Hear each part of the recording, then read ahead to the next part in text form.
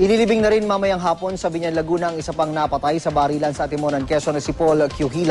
Buling iginiit ng kanyang mga kaanak at kaibigan na inosente siya at hindi sangkot sa anumang iligal na gawain. May ulat ang daspa si Athena Imperial. Athena?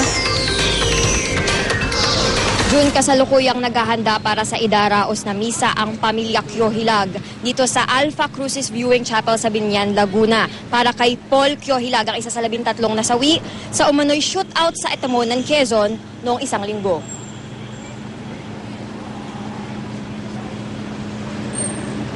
Nakikiisa sa idaraos na misa sa Alpha Crucis Viewing Chapel dito sa Biñan ang mga kaanak, mga kasamahan sa trabaho at mga kaibigan ni Paul Kyohilag.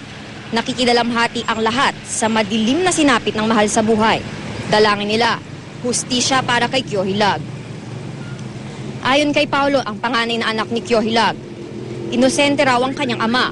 Wala raw katotohanang miyembro ito ng grupong Guns for Hire. Nagpakita ng mga dokumento ang pamilya ni Kyohilag na nagpapatunay na ito ay agency manager ng isang insurance company at isang estate broker. Hindi rin naniniwala ang mga kaibigan ni Kyohilag na shootout ang nangyari. Kaya umaasa ngayon ang pamilya ng isang malinaw na investigasyon ng mga otoridad. Hindi talaga siya nahawak ng baril. Ang alam lang po ng tatay ko is purely business. Kung paano magpalakad ng business.